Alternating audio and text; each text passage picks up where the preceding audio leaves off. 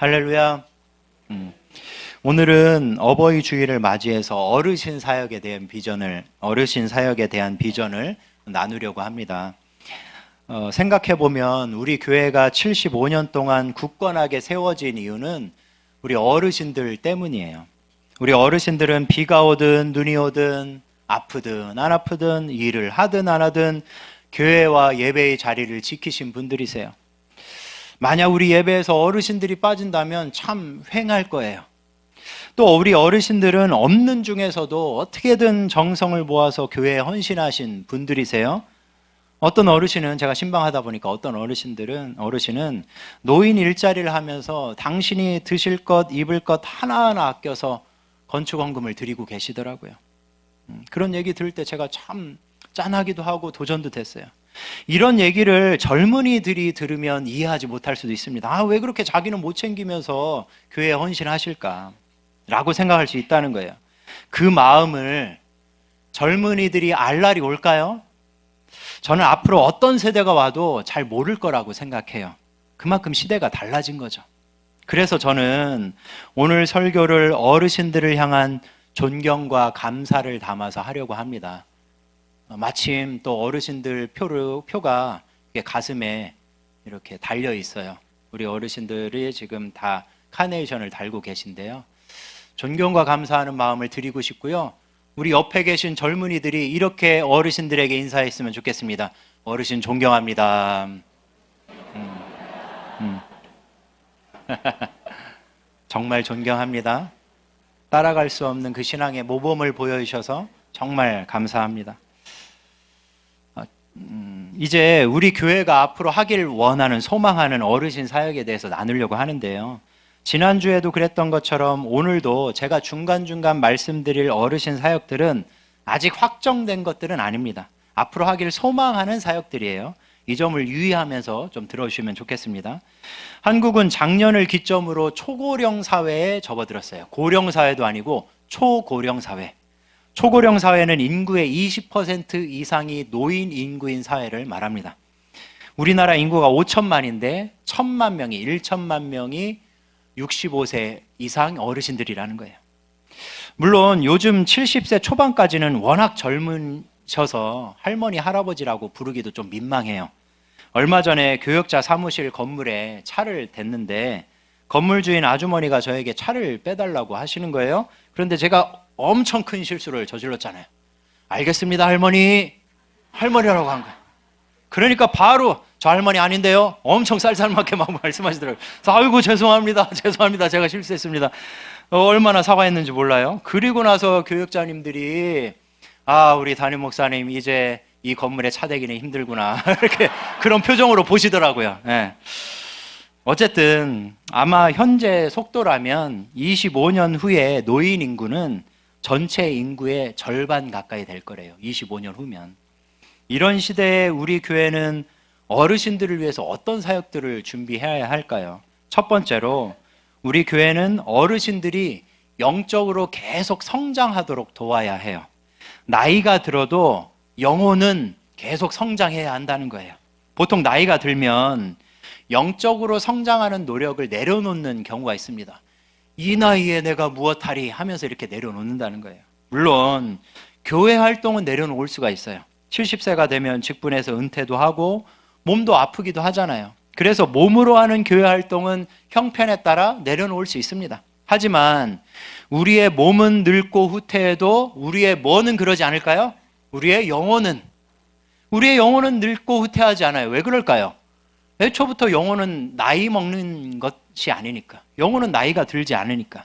그리고 무엇보다 우리의 영혼이 하나님께 심겨졌기 때문에 그래요. 오늘 본문이 그걸 말하고 있어요. 12절을 보세요. 12절 함께 읽겠습니다. 시작. 의인은 종려나무같이 번성하며 레바논의 백향목같이 성장하리로다. 아멘. 여기서 종려나무는 야자수의 일종이에요. 야자수 잘 아시죠? 열매가 많은 것이 특징이에요.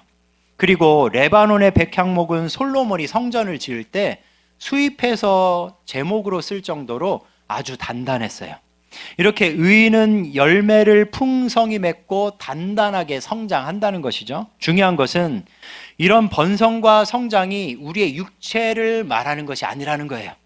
왜 그럴까요? 우리의 육체는 나이가 들수록 후퇴하고 작아지기 때문이죠. 실제로 어르신들이 갈수록 키가 좀 작아지시더라고요. 저희 아버지도 허리가 굽으시더니 점점 키가 작아지셔요. 이게 척추와 척추 사이가 좁아든다고 그러더라고요. 그래서 이렇게 작아지시더라고요. 따라서 12절 말씀은 우리 영혼의 상태를 뜻해요. 우리의 영혼은 육체와 달리 뭐 할 수 있다는 거예요? 계속 번성하고 성장할 수 있다는 거죠. 왜 그럴까요? 13절에 그 이유가 나와 있습니다. 13절 함께 읽겠습니다. 시작. 이는 여호와의 집에 심겼으며 우리 하나님의 뜰 안에서 번성하리로다. 아멘. 우리의 영혼은 어디에 심겨졌기 때문에 번성하고 성장하나요? 여호와 하나님께. 그렇다면 하나님께 심겨졌다는 건 도대체 무엇을 의미할까요? 추상적인 게 아니에요. 하나님께 심겨졌어. 그게 뭘 의미할까요? 그것은 하나님과 인격적으로 교제하고 그분께 순종하는 거예요. 하나님께 심겨진 것은 하나님과 인격적으로 교제하고 그분께 순종하는 것.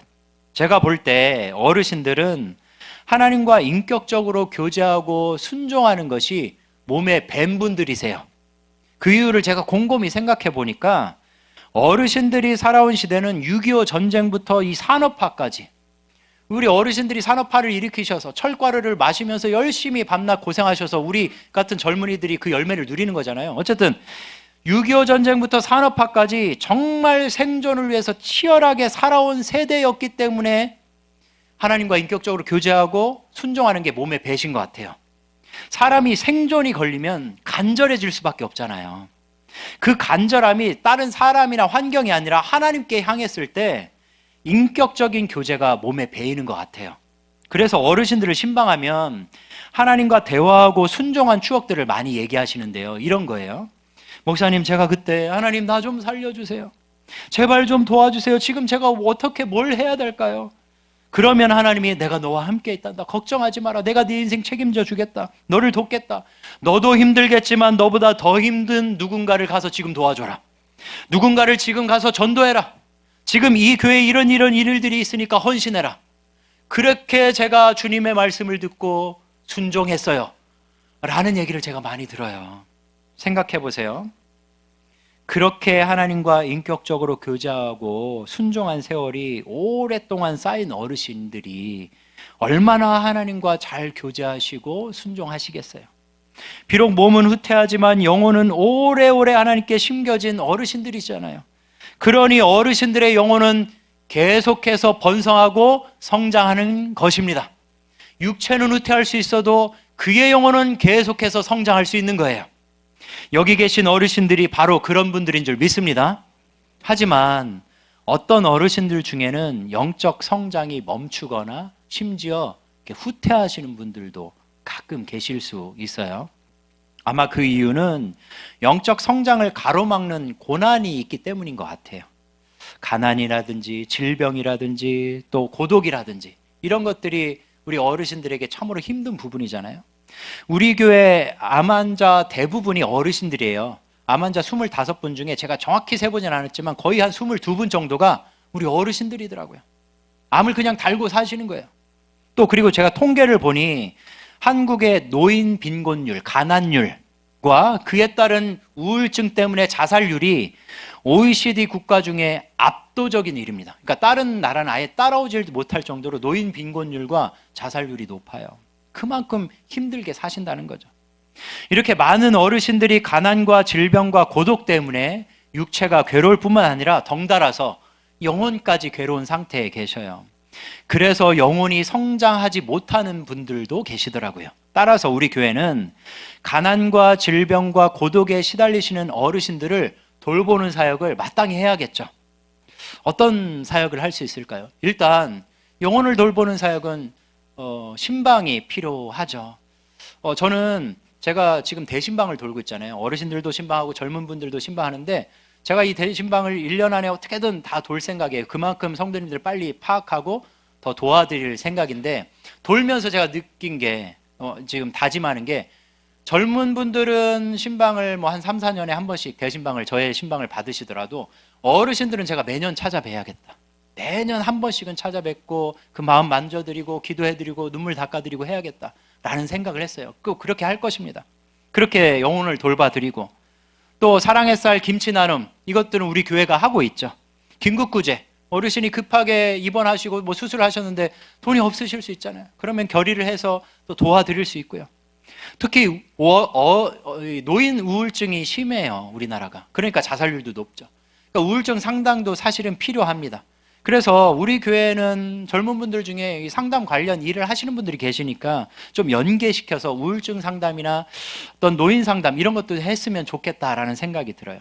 그리고 우리 어르신들 치매가 좀 두려우시잖아요. 치매에 걸리신 분들 보면 나도 저렇게 되는 거 아니야? 그래서 나 어떡하지? 이런 고민이 생기시잖아요. 그래서 예방 활동을 해야 되잖아요. 몸을 움직이고 머리를 써야죠. 머리 쓰는데 가장 좋은 게 뭔가요? 화투죠. 우리 어르신들 보면 노인정 가서 화투 열심히 치시더라고. 저는 그게 괜찮다고 봐요. 이게 치매 예방에 도움이 되니까. 근데 우리 교회 와서 화투 치라고 하실 수는 없잖아요. 모양새가 좀 빠지잖아요. 그래서 보드게임 같은 거 준비할 거예요. 젠가 같은 거 간단한 게임이거든요. 그런 거 우리 교회 오셔가지고 마음껏 하세요. 그러면 치매 예방이 되겠죠. 그리고 바둑이나 장기, 우리 남자 어르신들 막 저 추운데 바깥에서 막 하고 계시더라고요. 왜 그렇게 추운데 비 오는데 하셔요? 우리 전천으로 이 장소가 예비돼 있잖아요. 우리 교회 오셔서 바둑하고 장기판 깔아 드릴 테니까 마음껏 하세요.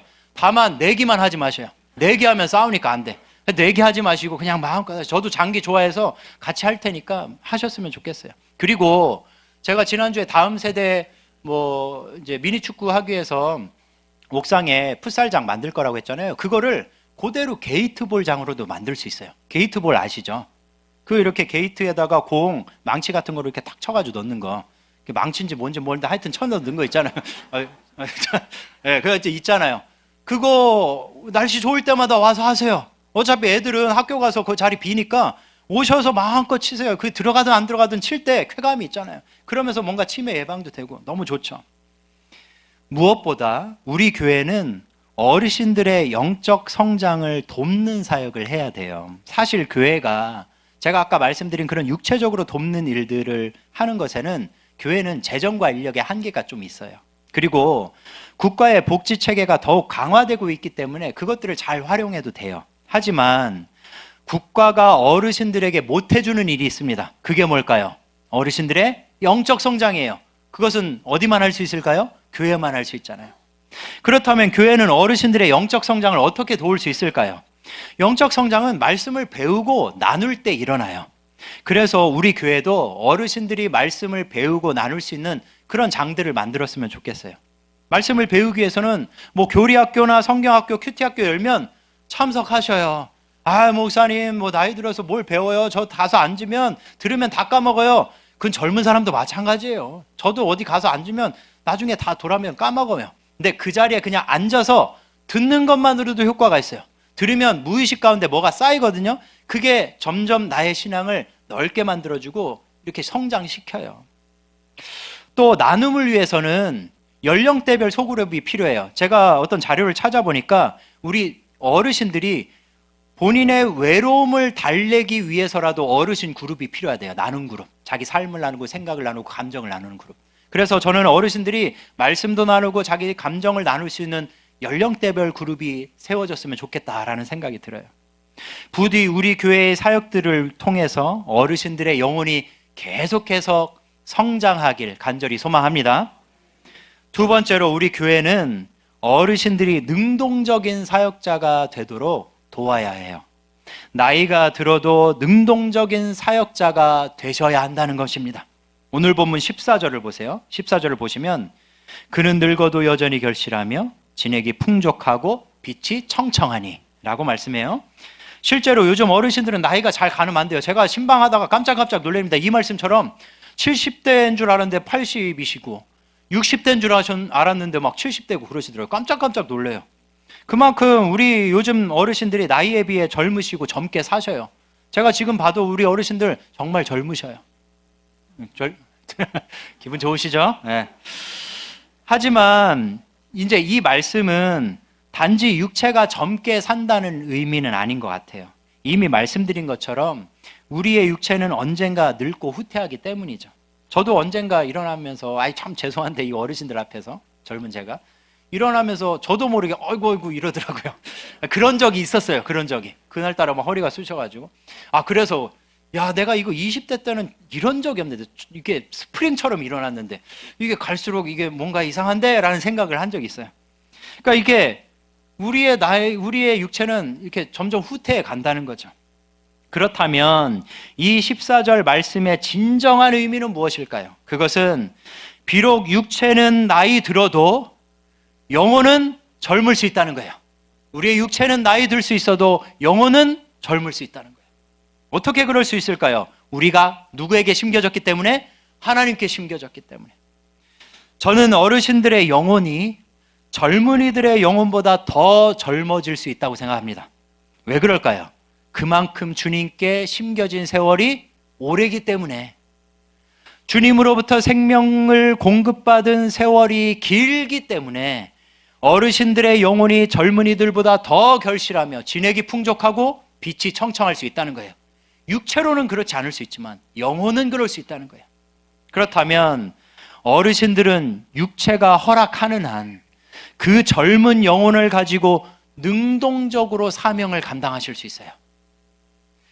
나이가 들어서 육체는 후퇴해서 조금 육체적으로는 좀 힘들 수 있지만 영혼은 젊은이들보다 더 젊을 수 있으니까, 더 풍족할 수 있으니까 그 젊은 영혼을 가지고 능동적으로 사명을 감당하실 수 있다는 거예요. 그 사명이 무엇일까요? 우리 15절을 함께 읽겠습니다. 15절입니다. 시작. 여호와의 정직하심과 나의 바위 되심과 그에게는 불의가 없음이 선포되리로다. 아멘. 하나님이 어르신들의 영혼을 번성시키고 성장하게 하시는 이유가 뭔가요? 이 말씀에 의하면 우리 어르신들을 통해서 하나님의 정직하심, 하나님의 바위 되심, 불의가 없으심을 세상에 드러내기 위해서. 맞아요. 어르신들은 하나님이 누구신지 우리 같은 젊은이들보다 훨씬 더 많이 알려주실 수 있으세요. 왜 그럴까요? 우리 젊은이들보다 더 긴 세월을 하나님을 경험하며 만나며 사셨기 때문이에요. 그 긴 세월 동안 만난 하나님에 대해서 얼마나 할 말이 많으세요. 바로 그 하나님을 전하는 것이 어르신들의 사명인 줄 믿습니다. 따라서 우리 어르신들은 심각한 질병에 걸리시지 않는 이상, 심각한 질병에 시달리시지만 않는다면 이 사명을 능동적으로 감당하셔야 돼요. 우리나라는 초고령화 시대에 접어들면서 어르신들의 사회활동도 많이 달라지고 있어요. 그러니까 나이가 드셔도 젊게 사시고 이제 건강도 잘 관리가 되시니까 어르신들의 사회활동이 달라지고 있다는 거예요. 과거에는 어르신들이 주로 수동적으로 돌봄을 받는 활동이나 프로그램들이 많았어요. 그런데 이제는 어르신들이 능동적이고 생산적인 활동들을 많이 하시더라고요. 제가 이제 춘방홈에서 노인 일자리에 대해서 얘기 듣잖아요. 노인 일자리 하시는 분들이 참 많으시더라고요. 근데 노인 일자리를 그렇게 많이 하는 이유를 보니까 그만큼 다양해졌어요. 근데 어떻게 다양해졌냐? 예전엔 단순한 거 있잖아요. 쓰레기 줍거나 아니면 뭐 이렇게 차 뭐 이런 거 지도하고 이런 것들. 근데 상담하시는 분이 계시더라고요. 전문적인 상담은 아니지만 그 상담의 보조 역할을 하시는 거예요. 그러니까 누군가의 영혼을 돌보고 계시는 거죠, 마음을. 고독사 방지 활동을 할 수 있어요. 누가 홀로 계실 수 있는데 고독사가 이루어지면 큰일이잖아요. 주기적으로 찾아가면서 이야기 친구가 되어주는 거죠. 또 그리고 안심귀가 도우미를 하시는 분들도 계시고, 그리고 유치원 보조교사 하시는 분들도 계시더라고요. 따라서 우리 교회도 이런 흐름에 맞춰서 어르신 사역을 준비할 필요가 있습니다. 누군가에게 돌봄을 받는 수동적인 사역들에 넘어서서 어르신들이 누군가를 돌보면서 내가 만난 하나님을 전하는 능동적인 사역이 필요하다는 거예요. 은사를 나눴으면 좋겠어요. 저는 어르신들도 동아리가 생겼으면 좋겠습니다. 물론 과거처럼 그 청솔대학이라는 게 있었더라고요. 그걸 회복하면 좋겠지만 어르신들도 이제는 그 노인 일자리들 때문에 시간 맞추기가 쉽지 않은 것 같더라고요. 그리고 청솔대학처럼 그때처럼 이렇게 어르신들을 섬기는 스태프들을 모으기가 쉽지 않은 것 같더라고요. 그러면 저는 차라리 동아리를 만들었으면 좋겠고요. 그 동아리의 동아리 회장이 어르신들이 됐으면 좋겠어요. 좀 몸이 건강하시고 나는 춤을 잘 춰, 흥이 있어, 끼가 있어. 그러면 밖에서 춤추지 마시고 이제 새 성전에 자리 많으니까 찬양 들을 테니까 워십 찬양 하시라는 거예요. 그래서 발표도 한 번씩 하세요. 오후 예배 때 발표하시면 얼마나 뭐 예쁜지 얼마나 아름다운지 몰라요. 어르신들이 이 율동하시면. 그리고 뭐 악기면 악기를 누가 가르쳐 주셔도 좋고요. 노래 교실 밖에서 하지 마시고, 트로트 물론 좋아하시겠지만 밖에서만 하지 마시고 여기서도 찬양 교실 같은 거 누가 은사가 있으신 분이 가르치시면 되잖아요. 그러면 찬양 배우면서 하나님, 내가 만난 하나님을 전할 수 있겠죠. 그리고 어린이집들 보면 이야기 할머니란 게 있어요. 그래서 할머니가 준비해가지고 구연 동화를 아이들한테 해주면 아이들이 되게 집중해서 잘 듣는데요. 저는 우리 어르신들이 주일학교에 뭐 3개월 한 번이든 한 달에 한 번이든 가서 그런 이야기 할머니가 돼주셔도 좋을 것 같아요. 또 독거노인 이야기 친구 되는 것, 또 반찬을 나누고 청소로 봉사하는 것들, 또 제가 신방하면서 가장 많이 감동받는 것 중에 하나가 우리 어르신들의 간증이에요. 어떻게 그렇게 어렵고 가난하고 힘든 상황 속에서 하나님을 만나고 그렇게 순종하며 사셨을까? 정말 도전이 되거든요. 그렇게 살고 싶어도 우리 젊은이들은 못 살아요. 그런 환경이 아니니까. 그러니까 그런 간증들을 나눠주셨으면 좋겠어요. 내가 만난 하나님, 그렇게 나누시면 좋을 것 같고, 그 다음 중보 기도 팀도 꾸리셨으면 좋겠어요.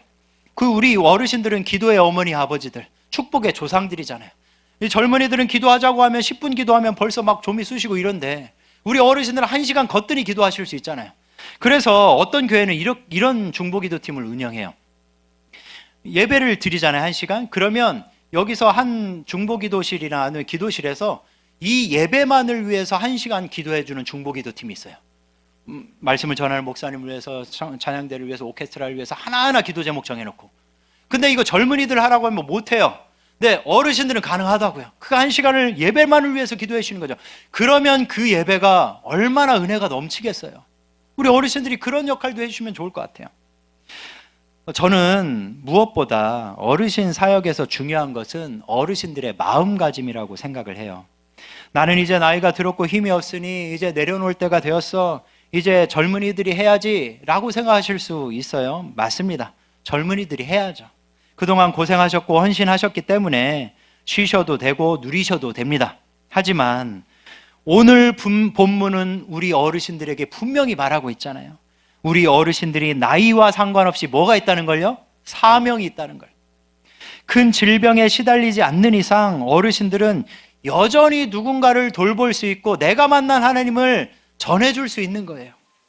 특히 우리 젊은이들에게 어르신들의 사역은 큰 모범이 됩니다. 젊은 사람들은 하나님께 심겨지기보다는 돈과 성공에 심겨지길 원할 수 있거든요. 세상이 갈수록 돈으로 돌아가니까 집 한 채 사기도 힘들고 자녀 교육하기도 힘들고, 그래서 맞벌이를 해도 모자른 게 요즘 젊은 사람들이잖아요. 그러니 젊은이들은 하나님보다는 자기도 모르게 돈과 성공에 매여서 살 수 있어요. 그런데 만약 어르신들이 하나님께 심긴 삶이 얼마나 아름다운 것인지 멋진 것인지 보여주신다면 지금 당장은 아니더라도 나중에라도 젊은이들은 깨닫게 될 거예요. 뭘 깨달을까요? 어르신들처럼 사는 게 맞다는 걸 깨달을 거예요. 맞아요. 인생 좀 살아보면 인생에서 누구밖에 안 남죠? 하나님밖에 안 남죠. 그러니 우리 젊은이들에게 계속해서 모범을 보여주시길 제가 젊은이로서 간절히 부탁드립니다. 피곤한 중에도 새벽을 깨우며 기도했던 그 모범, 나도 가난하지만 더 가난한 누군가를 사랑으로 섬겼던 그 모범, 누군가를 전도하기 위해서 애쓰고 또 애썼던 그 모범, 소외되고 상처받은 사람에게 다가가서 위로했던 그 모범, 비가 오나 눈이 오나 예배를 사모했던 그 모범, 수중에 돈 몇 푼 없어도 하나님 때문에 행복하고 즐거웠던 그 모범, 그 모범을 저 같은 젊은이들에게 보여주시길 간절히 부탁드립니다. 저는 저의 부모님이 저의 모범이세요. 저의 부모님은 가난하세요.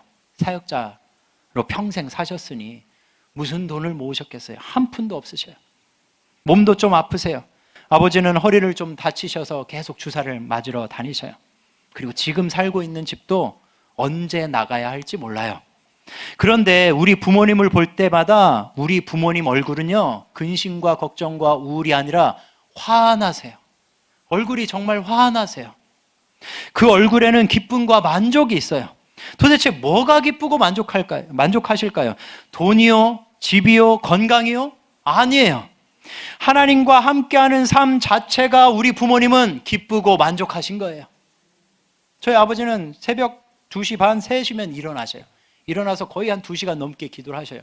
그때 그러니까 저희 아버지가 항상 말씀하시는 것들이 있는데 그 시간이 너무 좋고 행복하다는 거예요. 하나님과 이렇게 교제하고 대화하는 시간이 너무 좋다는 거예요.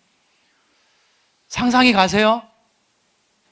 저는 그런 삶을 살 수 있다면 세상이 부럽지 않다고 생각해요. 돈이 없어도, 건강이 좀 안 좋아도, 집이 없어도 내가 내 하나님 때문에 행복할 수 있다면 뭐가 부럽겠어요?